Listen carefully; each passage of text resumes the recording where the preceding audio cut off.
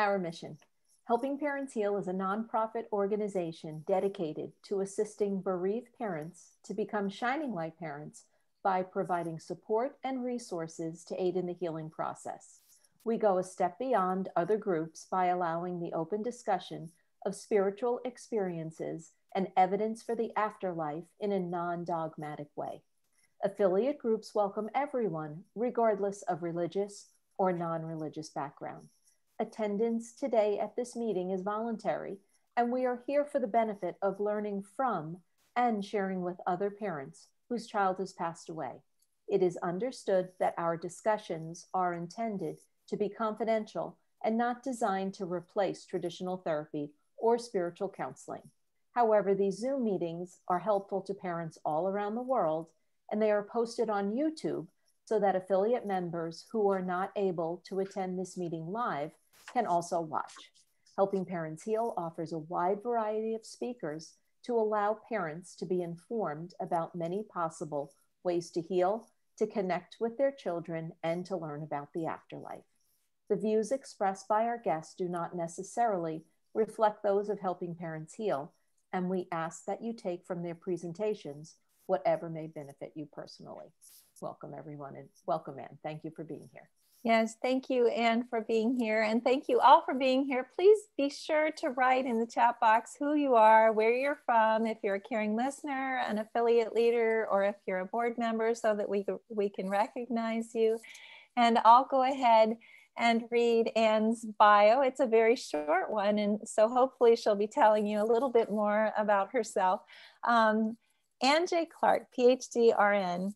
Dr. Anne Clark, a retired professor, is a Michael Newton Institute Life Between Lives facilitator. Her work has led her to look for the gift in life's difficult and challenging experiences. Several years ago, she suffered the unexpected passing of her adult daughter and has since developed a specialty in healing from loss, offering great loss workshops. A gifted writer and speaker, she is the co-author of Wisdom of Souls, winner of a 2020 COVR Gold Book Award, and author of the forthcoming Healing from Great Loss, Facing Pain and Grief to Recover Your Authentic Self. For more information about Anne, you can visit www.birminghamhypnosis.com.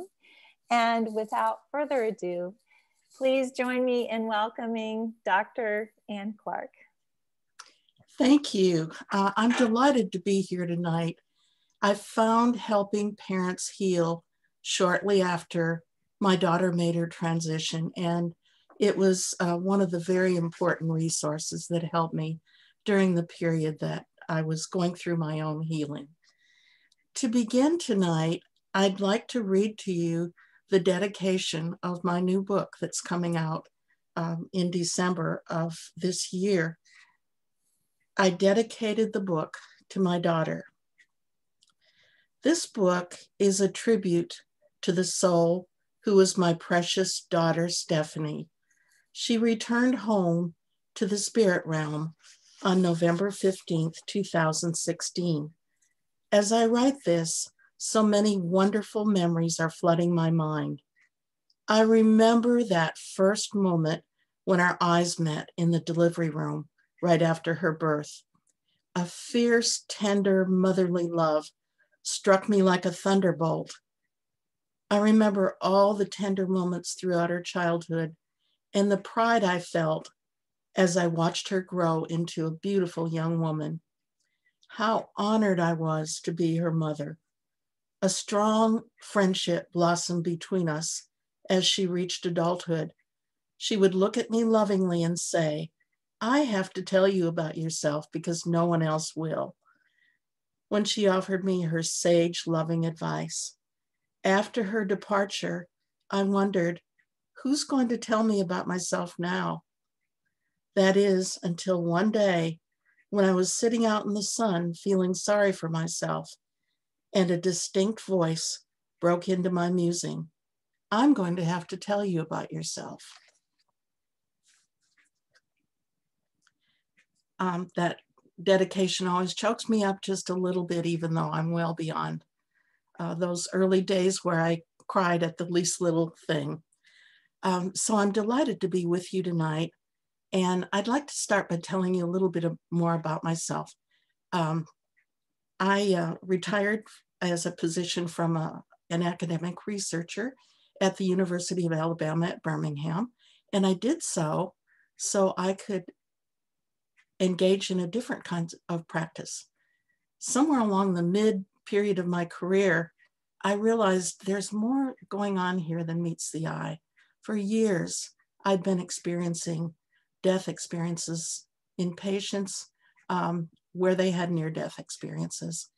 And I was very interested in exploring what else is going on.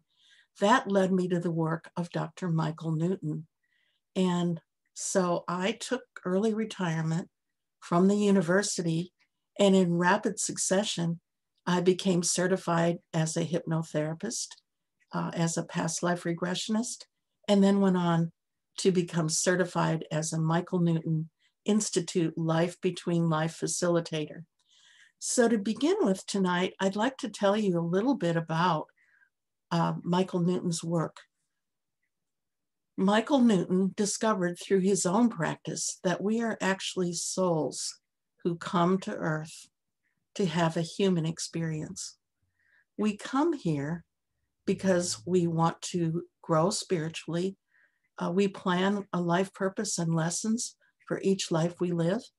We also recruit others in our soul group and others we know in the spirit world to come with us and play various roles in our life. Michael Newton discovered that there's a group of about 100 people that we incarnate with through the years. And there's a smaller group of maybe 10, maybe 15 that we incarnate with frequently. So chances are right now, some of your close friends, family members are members of your soul group or those that you've incarnated with in many other lives. The first step in doing a life between life regression is to do a past life regression. In a past life regression, you go back to one or more of your past lives. And from that, learn more about who you are, what you've been learning as you've been a soul who incarnates on Earth, and also can obtain very important information about what it is that you're learning right now. I've been doing past life regressions since 2007, and I discovered that in virtually 100% of past life regressions, the lives that people go back to are ones that are very relevant to what's going on in their lives right now. In my office, I stopped doing it because it kept coming out the same, but for many years, I would ask how many times the person had been incarnated. The average person who comes to me for a past life regression has incarnated between 700 and 1,000 times previously. So you can see that there's a lot of past lives to choose from. Typically, we'll go back to at least one past life and maybe 2 or 3. And what I do at the end of each past life, I'm actually talking to the person's higher self, because it's our soul or our higher self that is with us when we're incarnated here on Earth that does the talking. But I ask the higher self to talk to me from the perspective of the life that we just reviewed. And I ask, why did you ask this person to come and visit today? What did you want to show them, or what did you want to tell them? And typically, it's something that really sheds light on what is going on with them currently in their lives. And it often relates directly to a challenge that they're facing. Following the past life regression, we can go on and do a life between life session. Well, if we incarnate here on Earth, but the spirit realm is our real home, what happens in between?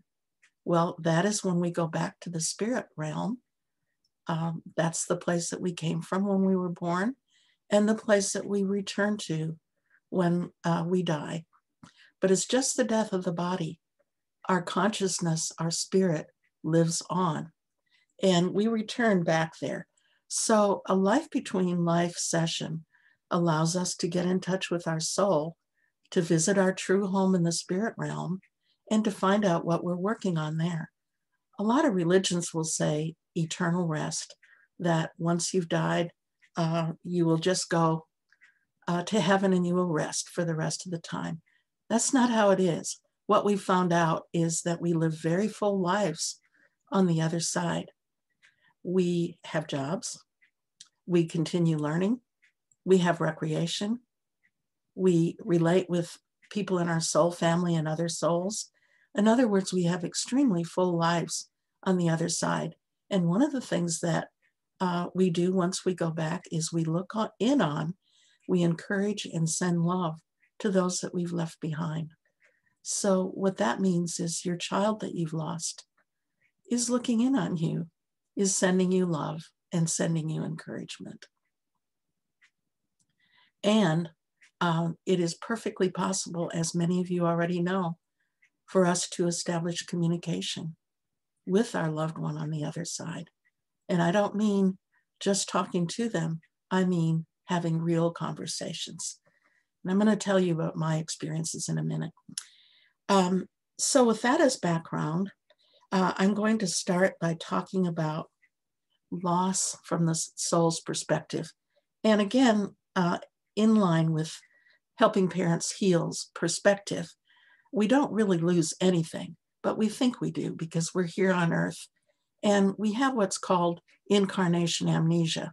And we forget that we're souls that have come here to incarnate.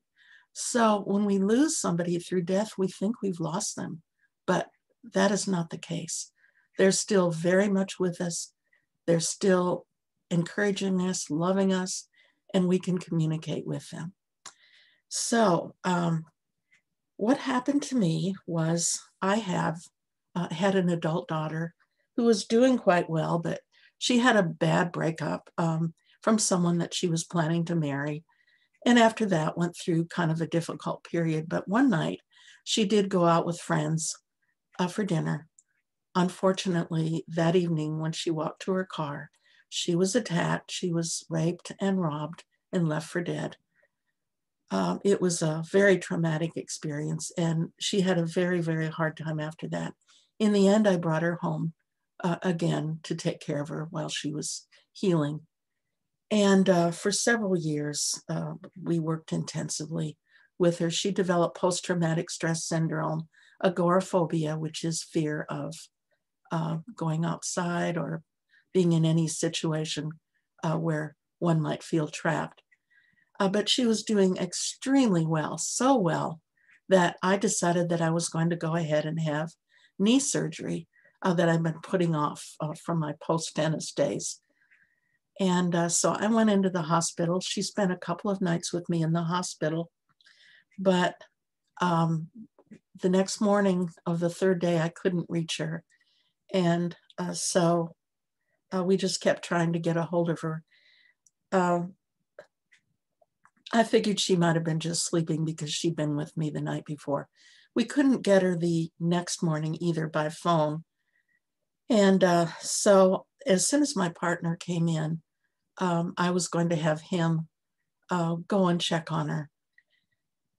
I had just had my morning medications and had had breakfast and was in my room waiting for my physical therapy session when a strange thing happened to me. I suddenly felt as if I had become extremely ill.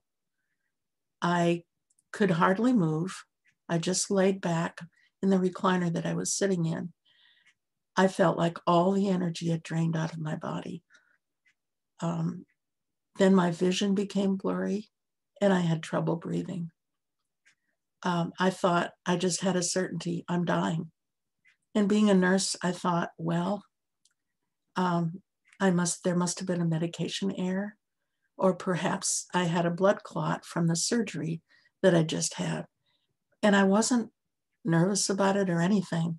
It was just a calm, well, I'm dying. And I think I might have even passed out for a minute or two. I'm not sure. But then just as suddenly the whole thing was over. And it was like I was completely back to normal. That happened at 11 a.m. that morning. My partner came in just a few minutes later. I sent him directly over to my house to check on my daughter, and he found her lying in her bed unresponsive, called 911. They came and tried to resuscitate her, but were not able to do so. We were not at all sure at that point what had happened to her. It was kind of a mystery. The coroner said she had died of respiratory arrest. She had asthma, and we thought perhaps it had something to do with that. When he estimated the time of death, he said it was about 11 a.m. And I knew immediately that that was the exact time that I had had my experience.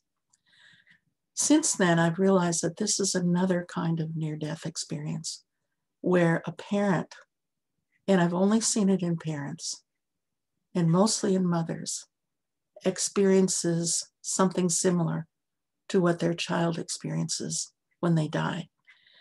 I've done a bit of research on this and found something called micro-shimmerism, which means that sometimes a cell that is genetically different is found in the system of another individual. Typically, this occurs between mothers and children, and it is believed that the cells migrate from the placenta. There's a lot more to that relationship with mothers and children than I think we know at this point.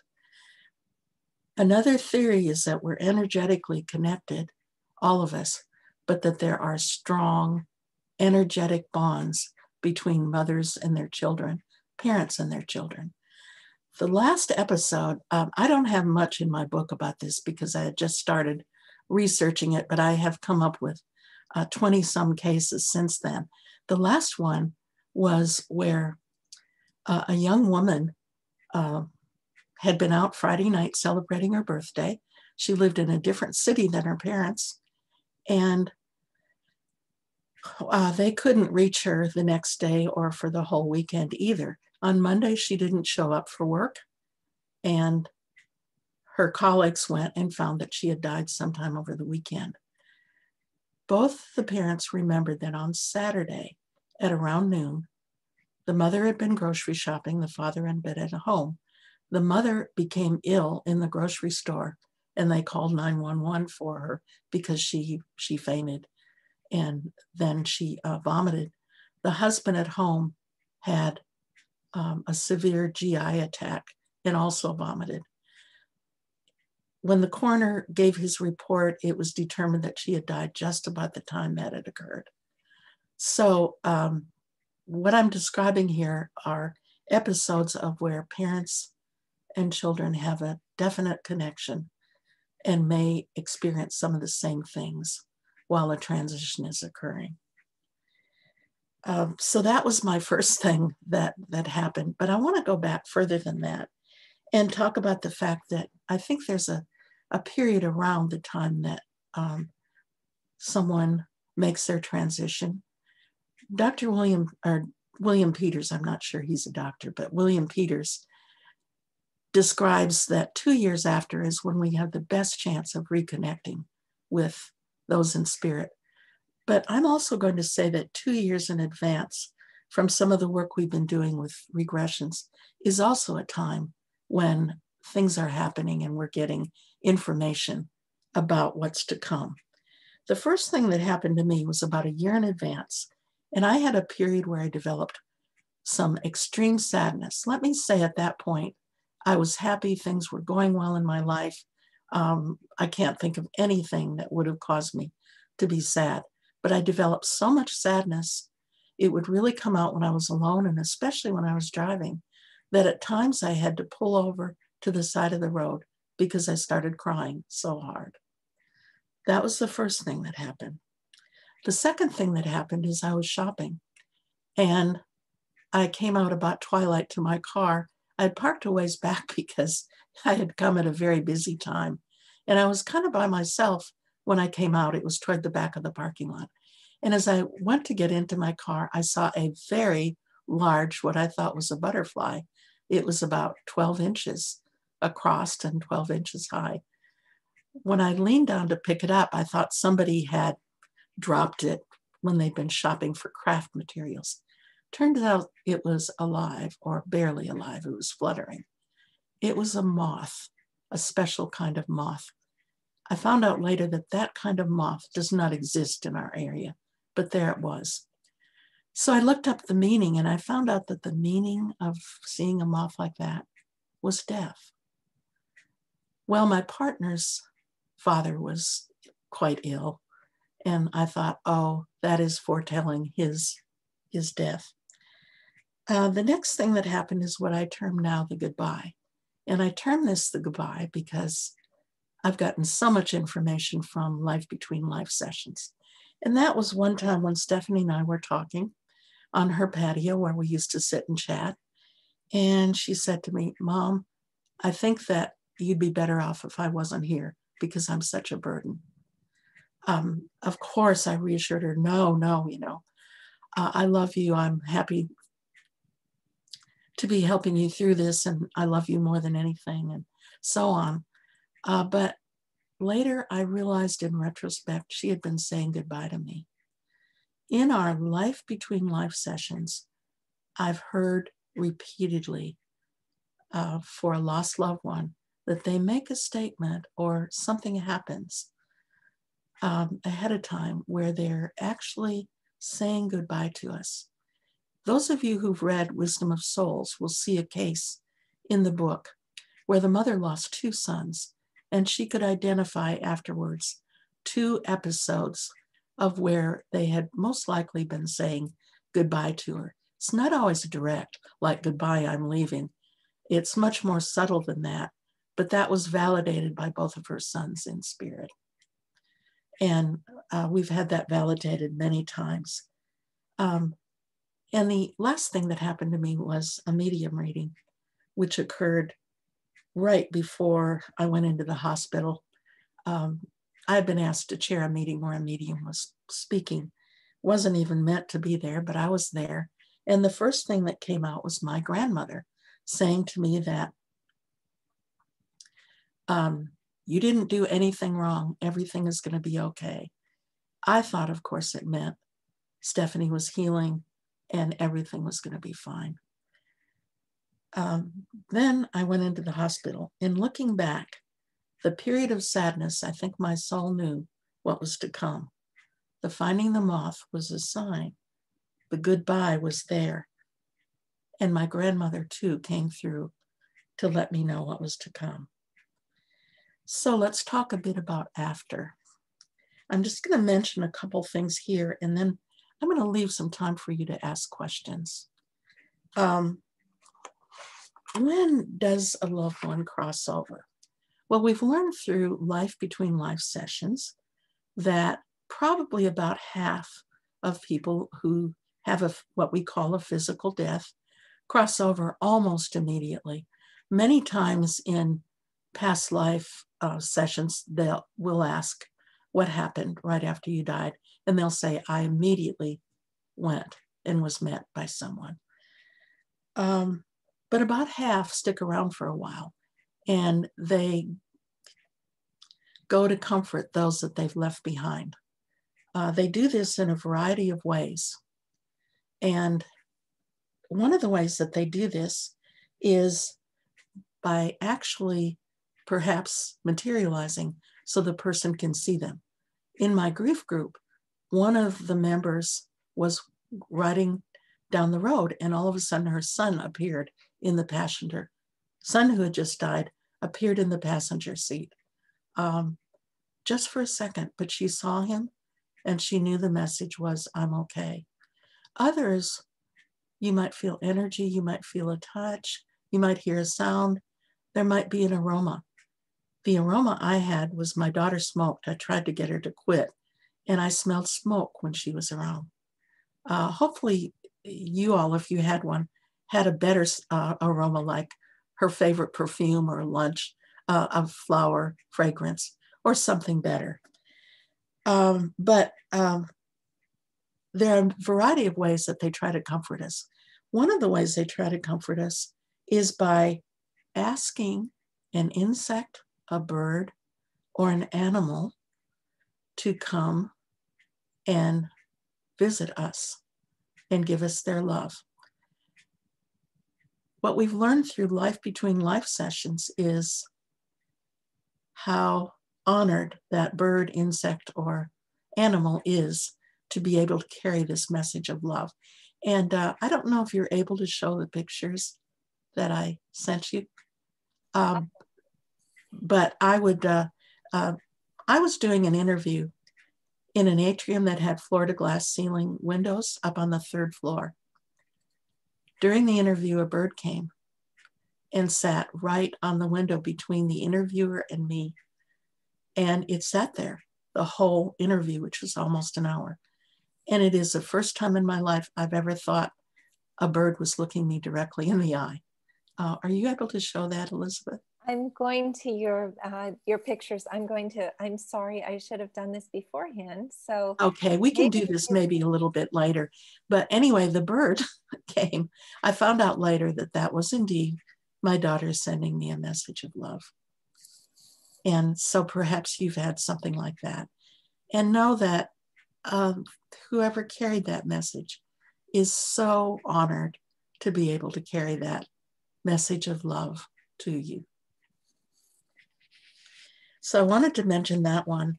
And I also wanted to mention that you'll see in many of the grief books something called a grief burst after you first lose someone.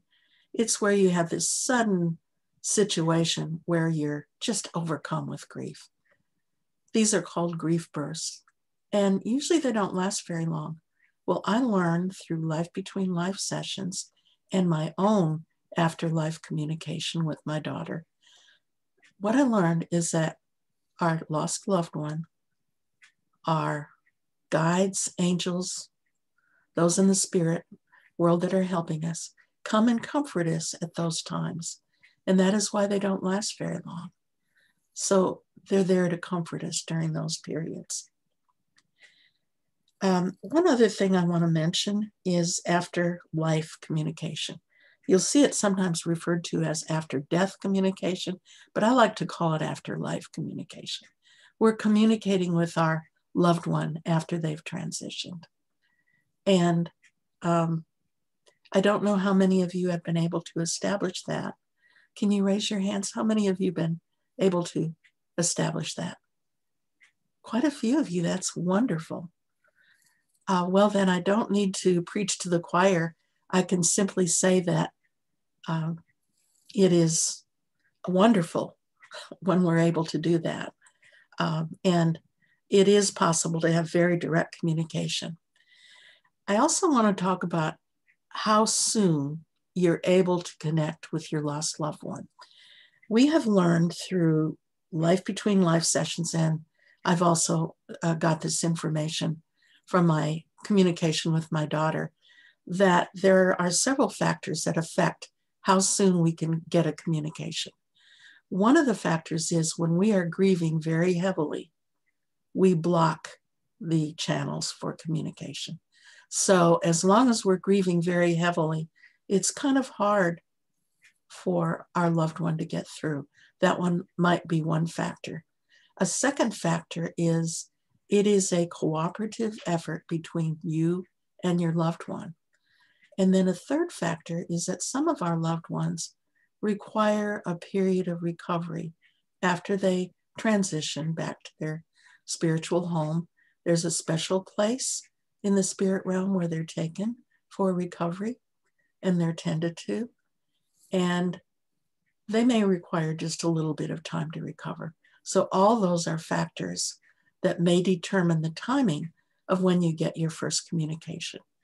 But when you get your first communication, and often it comes in the form of a dream, it is usually so strong and so realistic that you know you've been visited by your loved one.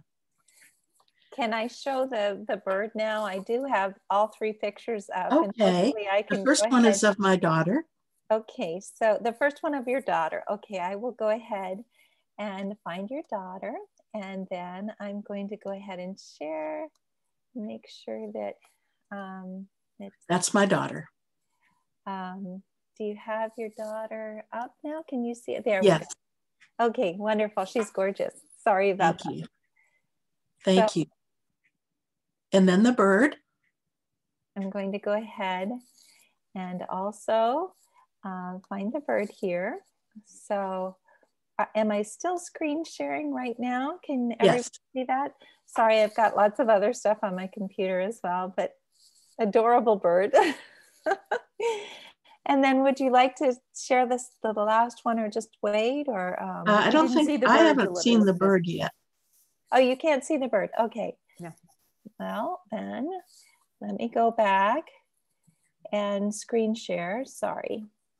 I'm going to go back into the meeting. Let's see, stop share. And then this is always a little bit technically advanced for me. Here we go. And then there we go. That's the bird. Yes, there's the bird. Sorry about that.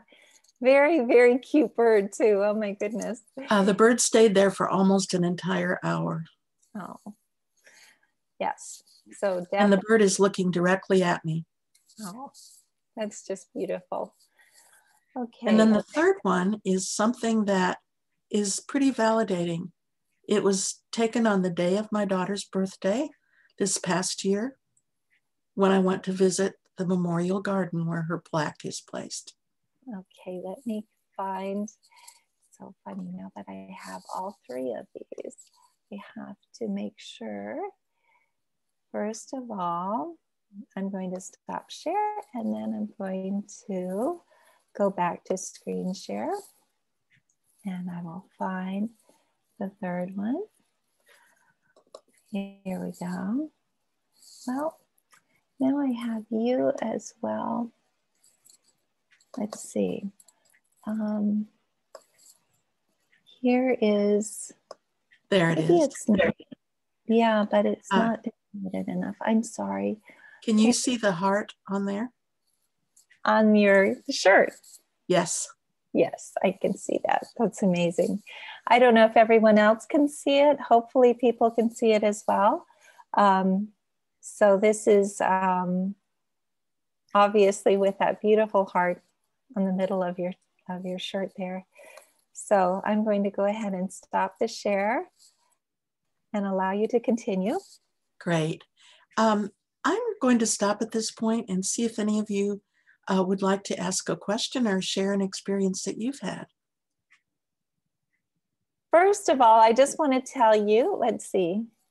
There are so many people who are saying that they have had similar experiences in all of the different aspects that you were talking about with Stephanie, which is so interesting. A lot of them knew that that their children were going to pass. Obviously, some of them experience a breeze, some experience a caressing of a cheek, perfume when their daughter is around. All of this is beautiful. People are saying that this is amazing. And then Susan saying, wow, I saw a moth like that at least a year or two prior to my son's passing. And he too had said goodbye to me in an off manner like you described, which I think is very interesting. And there are so many people explaining that this is something that they are familiar with. Stephanie is saying Michael Newton's book changed my whole perception of death, which is really important. Let's see. So questions, I'm just going through here because these are all validations. Rosie's saying, me too. I thought I was crazy a year or more before I felt it. Felt being scared of driving. In fact, thought it was in my mind, only with him. I have other sons older who drive too. Then weeks leading to it, I just started crying. Anxiety when I heard sirens. Waking up 3 a.m., etc. I was being called, told something. My heart, soul knew he was different and I wasn't going to have him for long. Yes. I now know as he said that I am not stronger. Let's see. I am not stronger than our contract. So the contract was prevailing. And then she said, yes, love my son's beautiful signs, messages through animals, birds, hearts, etc. Grateful for them. Thank you for sharing this insight.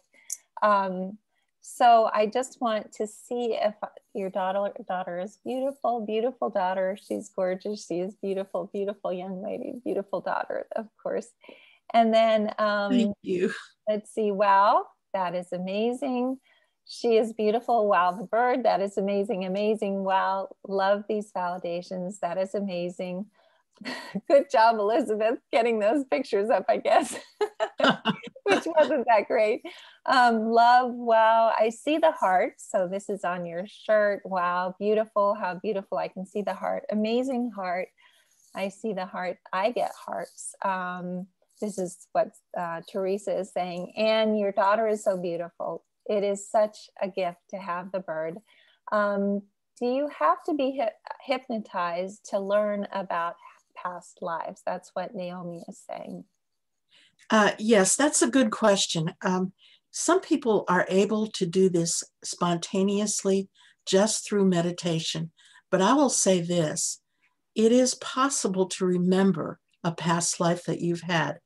But what is good about going into an actual past life regression session where you have a facilitator and you are under hypnosis is that oftentimes you know much more about the situation than you see in the situation. And by the facilitator asking you questions, this comes out.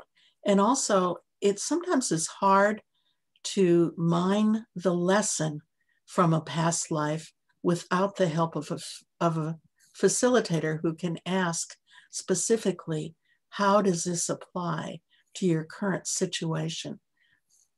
What meaning did this have? And so you can get more out of, I think, a guided one, but it certainly is possible to do it on your own. That's wonderful. We have tons of questions. I just didn't scroll down far enough. Why do we agree to this experience of losing a child? Could you maybe? Yes, that's an excellent question. There is no loss in the spirit world. There is harmony, peace, universal love. We all get along. We need to come to earth to have experiences of pain and grief and loss. And so one of the reasons that we want to have the experience of loss is the whole purpose of coming to earth is soul enlightenment. And an experience such as loss, facing it and growing from it, builds soul character and allows us to spiritually advance. So that's why we want it. There may be a number of reasons why we want the loss. One may be, and we have cases again in Wisdom of Souls on this, one may be that we want to help those who've lost others. And by having the experience ourselves, we become more compassionate, we understand it better, and we're able to help others better. Yet another reason is we may have made a soul contract with another soul, and loss may be part of that contract so that we both can learn from it. That's wonderful. So when we grieve, do our loved ones who pass feel sorrow, or is there no sorrow in heaven? There's no sorrow on the other side. However, they do feel concern for us and they do love us. And so they want to comfort us, and they in fact try to do so.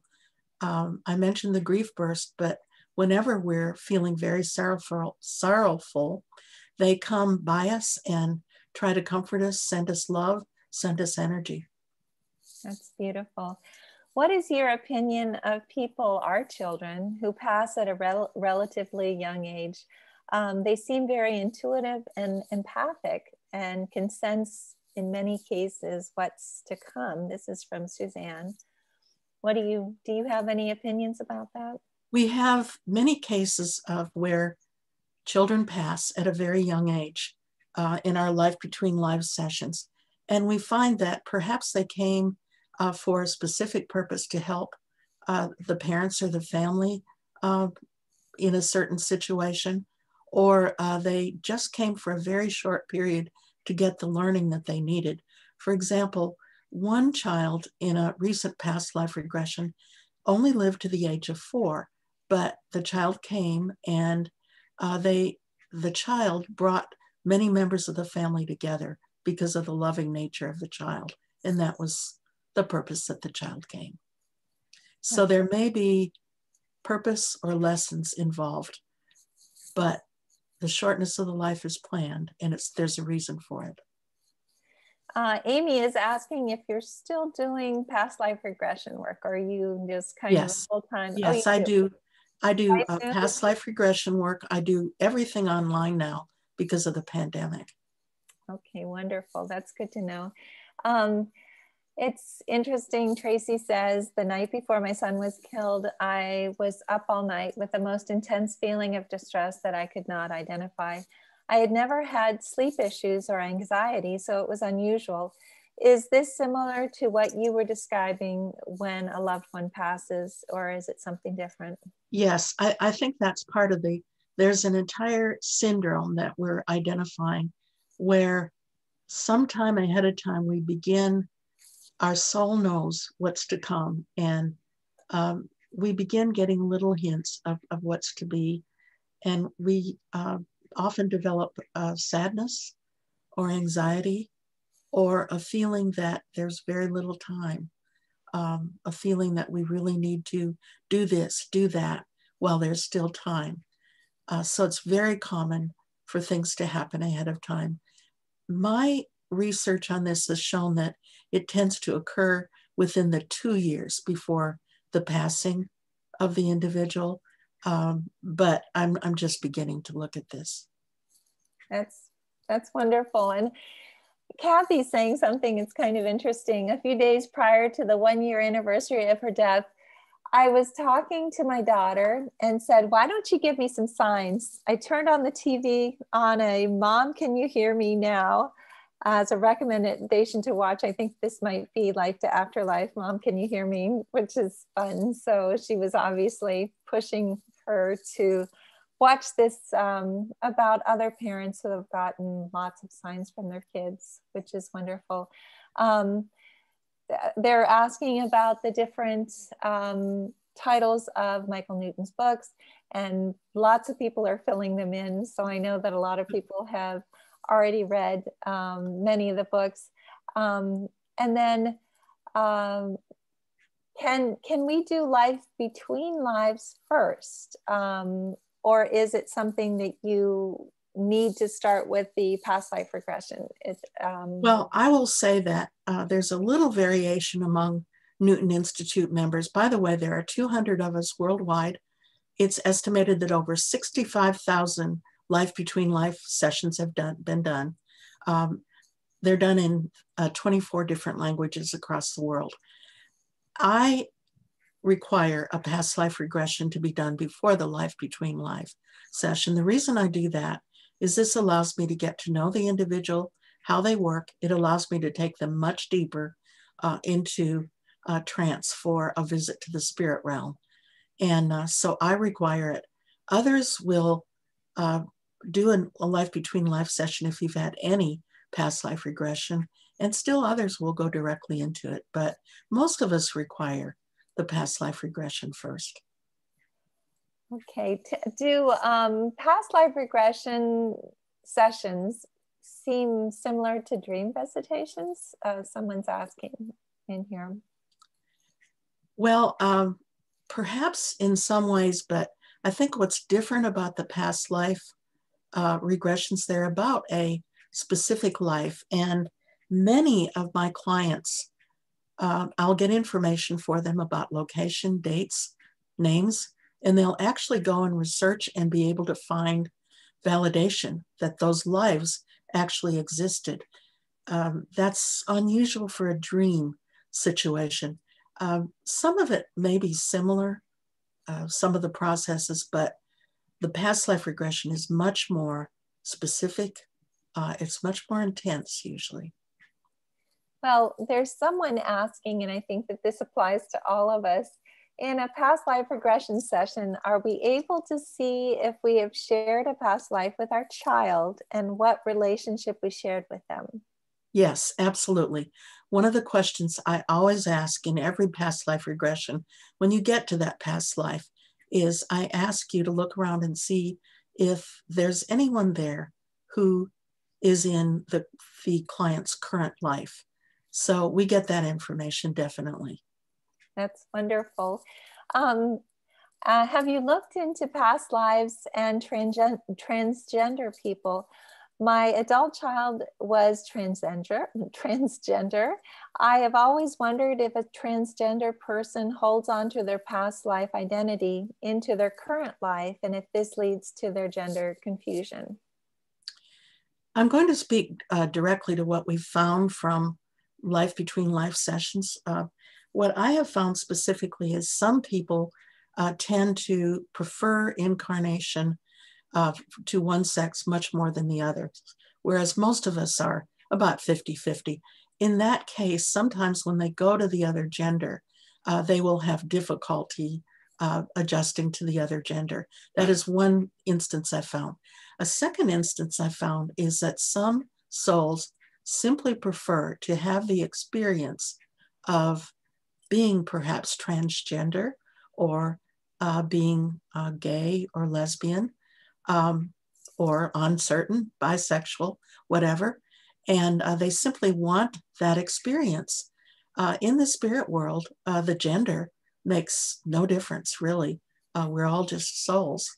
And they might want the experience of how it's reacted to in society and how they as a soul can adjust to that and perhaps transcend any biases or prejudices that may be lodged against them.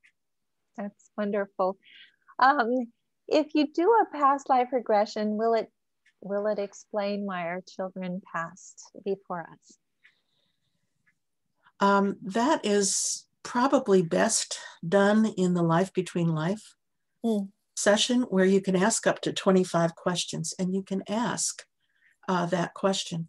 I will say that most recently, as I've become more advanced in my work in this area, we almost always are able to call in the lost individuals. So we could perhaps bring your child in and ask them directly why they decided to leave at that point. And we've done that in a number of cases. I have one mom who's saying, I did past lives, and she told me I really don't need to do a life between lives. Can you give your thoughts on that? Yes, I think, and some of my clients feel that way too. Sometimes we'll do a past life regression that is so intensive that it provides the individual with what they need.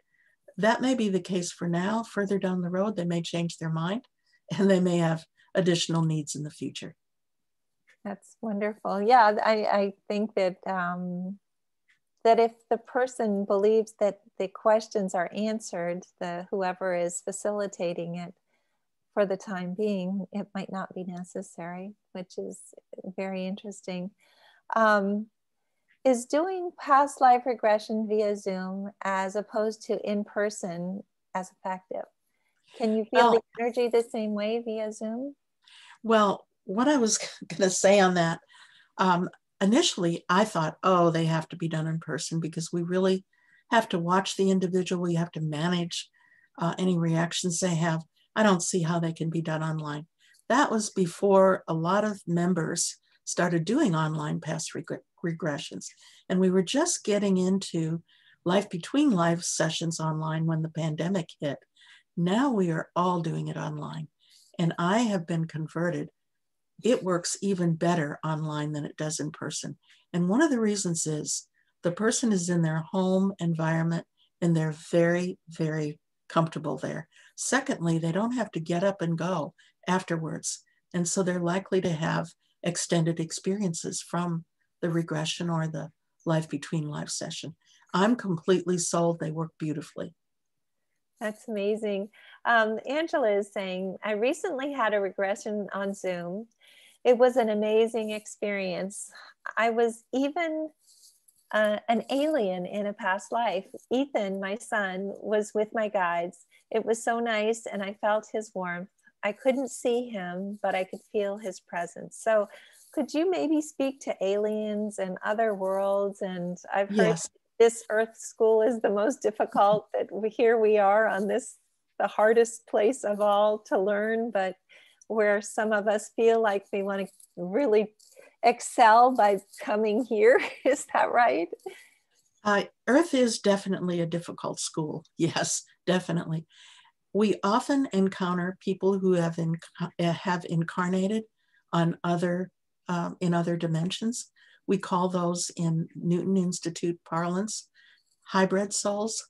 They perhaps have even started in another area and then come to Earth. Also, we have souls who incarnate as animals. The past life regression that I did yesterday, the person started out as a sea turtle. Oh, wow. And we asked in the end, why were you shown this incarnation? What was it you were supposed to see or learn from this experience? And she was told, you were supposed to experience how free you felt when you were a sea turtle, because right now in your life, you don't feel free at all. It's beautiful. Oh my goodness. I love sea turtles too. They're one of my favorite animals.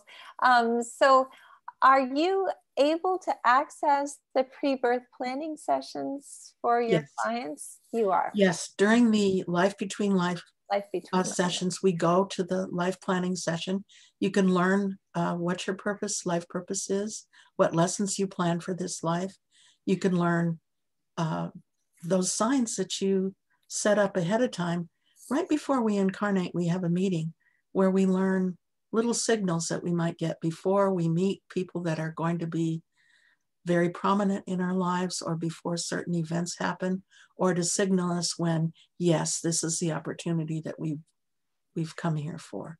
So yes, we can go there. We can ask all those questions. We can get information on all those things.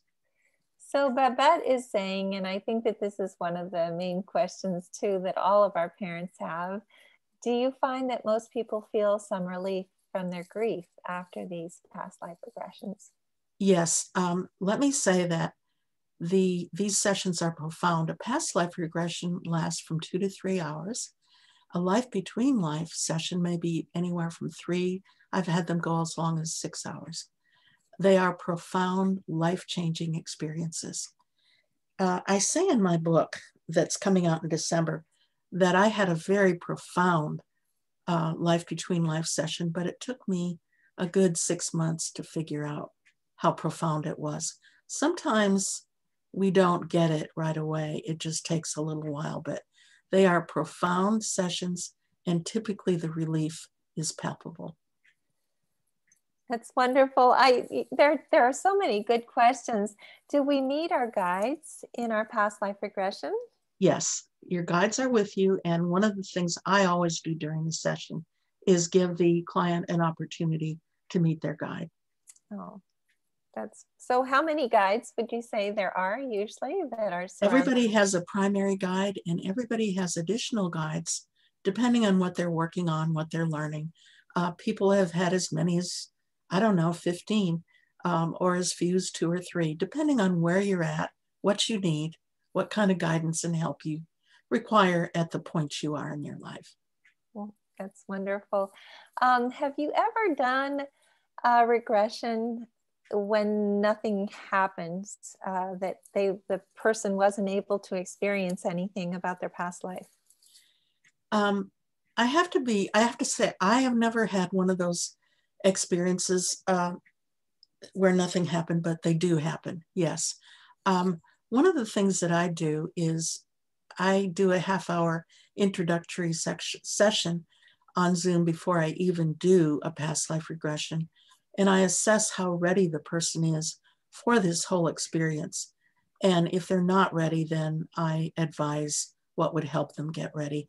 So no, I've never had a situation where they didn't go anywhere, but it could happen, and it does in some cases.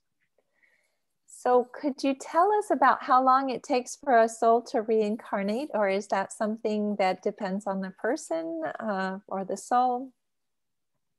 There's a great deal of variance. First of all, let me say that there's no time on the other side. Time is manufactured as useful here on Earth. It's one of the time-altered places there are in the universe. So there's no time on the other side, but we have had cases where people incarnate as soon as a year later. Sometimes it's decades or centuries. So it's variable. Wonderful. I think we only have time for one more question, and this is a good one. Do we keep reincarnating, or do we reach a point where we can stay on the other side? We reincarnate until we've reached a point of enlightenment. At that point, we remain on the other side or go on to other schools that there are in the universe and continue our growth and our enlightenment. That's beautiful. We have one person who's asking if there's any kind of code for HPH members to book a session with you. I don't know if you have considered doing that. Certainly, we don't want to force you to do it, but if you did have a code, I could put it onto the YouTube channel. I'm not even sure what that is. Well, if you have any kind of maybe a little discount for the parent. Yes, I definitely do a sliding scale. And yes, I would be willing to do a bit of a discount for helping parents heal. Well, thank you so much. And maybe what you could do is just let me know what it is after this, and I'll include it in the YouTube video so that people will be able to see it. Right. We still have a lot more questions, so possibly we'll have Anne come back. People are saying Anne is so wonderful and gentle. Love her. And thank you. You were wonderful. Thank you. Thank you. Thank you. Oh, thank you. A wonderful learning experience. Thank you so much. So amazing. And so let's see. This was wonderful. Thank you so much. Thank you. And please come back. Thank you so much. So for anyone that wasn't able to get their questions answered, hopefully we'll be able to have Anne come back and speak to us maybe in a month or so, or 2 months. But I truly, and maybe when your book comes out, it's coming out in December. Is that right? Yes, that's it's available for pre-order now on Amazon. Oh, okay. Well, great. That's wonderful. It's Healing from Great Loss, Facing Pain and Grief to Recover Your Authentic Self. And I will put that in the information on the YouTube video as well. Let's see. So there's one quick question, maybe. I don't know if this kind of depends, but the average cost for a regression session, is that something that you could let us know? There are different fees in different parts of the country. Alabama's probably one of the lowest ones. Typically the fee for a past life regression in Alabama is $250 to $300, depending on where you go. In New York, it might be as high as $800. So it varies depending on the locale. Wonderful. Well, thank you so much. And I will be posting this with maybe a code for Helping Parents Heal members, as well as the information about both of your books, the one that you've written, the one that's coming out. And I am so glad that everyone was able to be here this evening. Thank you so much. And thank you. Thank you. Thank you so much. What a great meeting. And Irene, I think, has unmuted everyone. Yes, everyone. So Thank unmute you. themselves. thank you and Thank goodbye. you. Thank you. Good night. Thank you. And Thanks so Thank much. you so much. So Wonderful. Please bye, Thank you for everybody. being That's so here. good. Thank you. We enjoyed it. Thank you. Thank you. Thank you, Very Anne. much. Thank you. Bye-bye. Bye. Thank you.